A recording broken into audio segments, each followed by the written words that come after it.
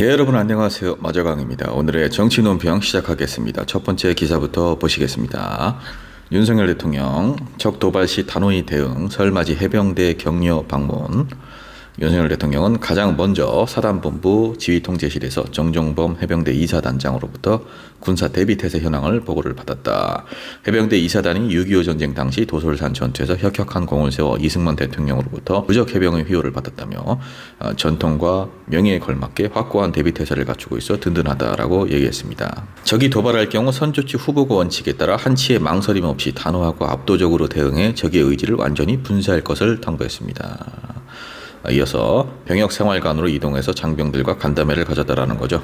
장병들은 교육훈련 강도와 기회 확대, 통역 전문 인력 관리, 전역 전 사회 진출에 대비하기 위한 진로 상담 프로그램 확대, 장병 급여 인상에 따른 금융교육 확충 등을 건의했습니다. 윤석열 대통령은 관계부처 등에서 적극적으로 검토해 추진하라고 지시를 했습니다. 간담회 후에는 군 통수권자로서 해병대 장병들을 무한히 신뢰하며 자랑스럽다면서 해병대 장병들이 자부심을 갖고 건강하게 근무할 수 있도록 뒷받침하겠다라고 밝혔습니다. 2024년에 해병대 장병들을 찾아서 보통 이제 평균적으로 해병대 장병들이 20살에서 24살 뭐 이렇게 될 텐데 거기 가서 6.25 얘기하고 이승만 전 대통령 얘기하고 이러면은 우리 해병대 장병들이 체감이 되겠습니까? 굳이 거기 가서 또 6.25 전쟁 얘기를 꺼내는 거는 뭐 다 어차피 이념을 주입하기 위한 게 아닌가라는 생각이 좀 들고, 적이 도발할 경우에 선 조치하고 후보고를 해라, 뭐 단호하고 압도적으로 대응을 해라, 이런 발언들은 사실 설날 장병들을 위로하러 가서 뭐 할 얘기는 아닌 것 같고요. 여기서 잘한 거는 간담회 한 거, 그거는 잘한 겁니다. 장병들 이야기를 들어보려고 한 거, 그거는 정말 잘한 거죠. 뭐 당연히 대통령이라면은 사실 이런 간담회들이 많이 진행이 돼야 되는 건데 그동안 워낙 불통이었으니까 이렇게 어쩌다 한 번씩 하는 간담회도 참 잘한 것처럼 느껴지는 거, 이게 좀 서글프네요. 관계 부처에 적극적으로 검토를 해보세요. 이런 뭐 말만 하면은 사실 공무원들은 안 해요. 이분들도 워낙에 일이 많기 때문에 그냥 하는 신용만 하다가 말죠. 검토해보세요 이런 말보다는 직접 한번 상급자가 제대로 들여다보거나 추후에 제대로 진행이 되고 있는지 사후 관리 한번 더 하는 거, 이게 오히려 더 실효성이 있습니다. 제가 왜 이렇게 자꾸 당연한 얘기를 하냐면요, 윤석열 대통령이 지금 이 당연한 것조차 하지 못하고 있기 때문입니다. 그래서 영상에서 이렇게 계속 주문을 하는 겁니다. 그리고 다시 한번 언급합니다마는 최수근 상병, 해병대를 지금 간 거 아닙니까? 최수근 상병 외압 관련 의혹, 수사 과정에서 정말 대통령의 외압이 없었는지, 대통령실의 외압이 없었는지 명명백백 밝히시기 바랍니다. 자, 다음 기사입니다. 민주당 윤 대통령 명품백 입장 표명에 국정농단 박근혜 기억을 해라. 더불어민주당이 윤석열 대통령이 부인 김건희 여사의 명품백 수수 논란에 대해서 입장을 표명한 것을 두고 최순실 국정농단 박근혜 전 대통령이 어떻게 됐는지 반드시 기억하라라고 밝혔습니다. 윤석열 대통령은 김건희 여사 지키기에만 빠져 눈과 귀를 닫아버렸다. 김건희 여사에 의한 김건희 여사만을 위한 윤석열 대통령의 파우치 세레나데를 지켜보는 국민들의 좌절감은 갈수록 깊어지고 있다. 대통령이나 대통령 부인이 어느 누구에게도 박철하게 대하기 참 어렵다. 박철하게 대하기 어려워서 이태원 참사 유가족, 순직 해병 수사단장 박정훈 대령, 서천시장 화재 피해 상인들을 그렇게 대했냐. 공직자와 공직자 가족이 사적인 인연을 핑계로 고가 선물을 수수해도 모른 척 넘어간다면 사정기관은 왜 존재하며 김영란법은 왜 만들어졌나. 대한민국 모든 공직자에게 솔선수범을 보여야 하는 것이 국가수반 대통령의 역할과 책임이다. 사정기관 수장 출신 대통령부터 가장 앞장서서 법과 원칙을 형해와도 모자랄 판에 희화화시킬 작정이냐라고 비판을 했습니다. 어떻게 보면은 박근혜 전 대통령 최순실 국정농단보다 이게 더 심한 거죠. 박근혜 전 대통령은 그래도 사과라도 하지 않았습니까? 물론 뭐 그 사과에는 온갖 변명이 있었습니다만은, 근데 윤석열 대통령은 지금 사과 한마디 하고 있지 않죠. KBS도 문제예요. 정작 국민들이 궁금해하는 질문은 명품백 말고는 아예 하지도 않았습니다. 그 명품백조차도 파우치라고 공영방송의 의무가 정치권에 아부를 하는 겁니까? 아니면 국민들에게 올바른 정보를 제공하고 국민들의 눈과 귀가 되어주는 겁니까? 정말 올바른 언론이라면, 가슴속에 한 줌의 양심이라도 불타고 있다면 잘못된 권력에 지적하고 불의에 항거할 줄 알아야죠. 다시 한번 제가 말씀드립니다만 몰카 분명히 옳은 건 아니죠. 그러나 대통령의 부인이라면 아버지 친구라고 하고 접근을 했건 할아버지 친구라고 하고 접근을 했건 간에 그 어떤 상황에서도 명품백을 받아서는 안 되는 일이었습니다. 그런데 김건희 여사는 결국 유혹을 이기지 못하고 명품백을 받았죠. 그리고 아직까지도 국민들 앞에 사과나 반성의 멘트 한마디 하지 않고 있습니다. 다음 기사입니다. 탈당은 어떻게 합니까? 준낙, 류호정의 개혁신당 발칵. 실망 자체입니다. 탈당으로 뜻을 보여주십시다. 탈당 방법을 안내해달라. 탈당 의사를 밝힌 글들이 다수 올라와 있다라는 겁니다. 이준석 대표, 이낙연, 이원우, 금태섭 등 제3지대 정치인들이 이끌던 정당과 전격 합당을 선언하자 기존 지지자들이 반대하고 나섰다라는 겁니다. 힘든 결정을 적극 지지한다. 믿고 기다려주면 안 되느냐. 이 대표의 결정을 지지하는 글도 일부 올라와 있긴 하지만 탈당하겠다는 글이 대부분이라는 거죠. 민주당과 국민의힘에서도 비판을 했습니다. 온갖 세력이 모여 잡탕밥이 됐다. 개혁신당의 법적 대표는 이낙연인가 이준석인가. 논란이 커지자 이준석 개혁신당 대표 자신의 유튜브 채널 실시간 방송에서 원하는 정치 세력끼리만 합당하는 것은 성립하지 않는 일이다. 조홍천 이원욱 의원을 모시고 와서 배지 수는 늘리고 금태섭 의원도 괜찮은데 류호정 의원은 들어오면 안 되고 이낙연 대표의 주변에 있는 출마자들은 왔으면 좋겠는데 모 인사는 오면 안 되고 이런 거거든요. 이거를 협상을 어떻게 해내야 되는지에 대해 가지고 방법론이 없습니다. 우리가 보통 체리피킹이라고 하나요? 결국에는 가장 하고 싶은 것들만 골라가지고 정치 활동을 한다는 것은 거의 불가능합니다. 이렇게 말씀드리는 거죠. 자강론 관련해서도 자강론을 고집하다가는 지역구 선거를 포기하게 될 수밖에 없다. 지역구 선거에 있어서 굉장히 중요한 것 중에 하나가 단일 기호 확보인데 단일 기호 확보라고 하는 건 기호가 의석순번이긴 한데 거기에 더해서 중요한 건 전국 단일 기호를 받는 게 굉장히 중요하다. 그것이 3번이든 4번이든 전국 단일 기호가 있는 정당이어야 실질적으로 지역구 선거를 치를 수가 있다. 그렇지 못하면은 유명한 사람들만 나갈 수밖에 없다. 이런 논리인데 이준석 대표는 탈당 러시가 이어질 것을 예상을 못했나요?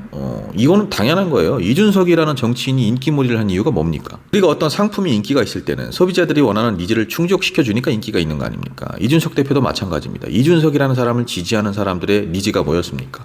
오히려 여성에게 남성이 역차별을 받고 있다. 여성이 억압받던 세대는 우리 부모님 세대인데 왜 2030 남성들이 그것을 책임져야 하느냐. 왜 남성들 군대 가산점 없애고 여성들에게만 자꾸 특혜를 주느냐.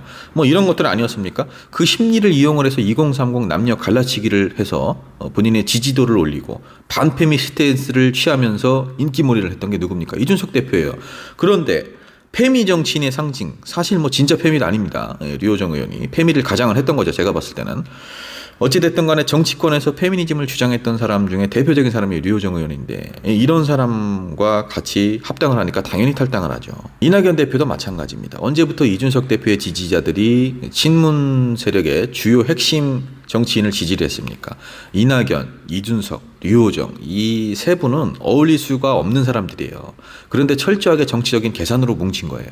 저는 이낙연 대표 쪽 지지자들도 이 이준석, 류호정 이 두 분과는 함께할 수가 없는 걸로 파악이 되는데 탈당 러시가 없는 게 오히려 신기할 정도입니다. 금태섭 의원은 받고 류호정 의원은 안 받고 김종민 의원은 받고 이낙연 대표는 안 받고 이럴 수가 없다라고 하는 건데 사실 핑계죠. 정치라는 게 오직 결과물만 보고 달린다면 그게 정치입니까? 정치는 결과 못지않게 그 수단과 과정도 중요한 것이죠. 그리고 자강론은 현실적으로 힘들다 이러고 말을 바꾸고 있는데 그럴 거면 애시당초 자강론을 내세우지 말았어야죠. 지지자들 우롱하는 것밖에 더 됩니까? 이준석 대표는 결국에는 본인을 지지하던 지지자분들 배신을 한 거나 다름없습니다. 물론 이낙연 대표 그리고 류호정 의원도 마찬가지입니다. 이 셋은 다시 한번 말씀드리지만 같은 당에 있어서는 안 되는 사람들입니다. 정당이라는 게 뭡니까 여러분? 그냥 선거에만 이기기 위해서 뭉치는 게 정당입니까? 아니죠. 같은 신념과 가치를 추구하는 그리고 그것을 구체화하고 실현하고자 하는 사람들의 어떤 결사체, 집합체 이런 것들이 정당인 건데 이낙연 대표에게 묻고 싶습니다. 이재명의 가치와는 함께할 수 없다 해서 이렇게 나간 건데 그러면 이준석, 류호정 이 두 분의 가치와는 어울린다고 생각을 합니까? 이낙연 대표님이 추구하는 가치와 이준석, 류호정 두 사람이 추구하는 가치가 같습니까? 거대 양당 체제에 불만이 있는 사람들은 많죠. 당연히 무당층이나 지지하는 정당이 있다고 하더라도 스윙부터들 많죠. 예를 들어서 민주당 당원인데 이번에는 국민의힘 찍을까? 국민의힘 당원인데 이번에는 국민의힘 안 되겠어. 민주당 찍을까? 이런 분들이 있습니다. 분명히. 그런데 그런 분들이 개혁신당을 찍을 거라고 생각하면 안 돼요. 물론 3번은 될 수 있겠습니다. 녹색정의당이 지금 6석인데 6석을 넘을 수도 있겠죠. 현역 의원들을 좀 계속해서 이렇게 섭외를 하면 섭외가 결국에는 되긴 하겠습니다만은 여러분 식당으로 비유를 하면 짬뽕 좋아하는 사람들은 그만의 이유가 있습니다. 그리고 피자를 좋아하는 사람들은 또 그만의 이유가 있죠. 그런데 짬뽕에다가 피자 집어넣고 치킨 집어넣고 아이스크림 집어넣고 온갖 거 다 집어넣어 놓고서 국민들에게 우리가 이렇게 선택권을 드립니다. 이러면은 국민들이 좋아합니까? 각자의 이유가 다 있을 거 아닙니까? 이낙연을 좋아하는 사람들, 류호정을 좋아하는 사람들, 이준석을 좋아하는 사람들. 결국에 이번 합당은 이분들이 각각 자신들을 좋아해 주던 지지자들을 배신한 거나 다름이 없는 겁니다. 자, 마지막 기사입니다. 왜 얼굴에만 검댕이가 어떻게 묻었나 봤더니 대체 왜 한동훈 위원장 옷은 멀쩡한데 얼굴에만 검댕이가 묻었나? 누가 양손으로 볼에 묻히고 콧등에도 한 점 찍은 듯 인공의 흔적까지 담겨있다. 얼마 설 앞둔 시점에 동료 시민 돕는 연탄 나르기마저 정치적 쇼를 위한 장식으로 이용한 건 아니냐, 이렇게 민영배 의원이 민주당에서 비판을 했는데, 한동훈 위원장의 얼굴에 어떻게 검댕이가 묻었는지 당시 촬영 화면을 통해 확인이 됐다라는 거죠. 행사 참여 초반에는 깨끗했는데 갑자기 얼굴에 처음 연탄가루를 묻힌 것이 이제 위촉장 수여자가 묻혔다라는 겁니다. 이렇게 뭐 대화를 보면은 뭐가 묻으셨네, 묻어도 됩니다, 일부러 묻히신 거죠, 찍겠습니다, 하나 둘 셋 뭐 이렇게 돼 있고, 손수레를 끌고 본격적인 연탄 배달에 나선 뒤에도 연탄가루를 묻히는 장면이 확인이 된다라는 겁니다.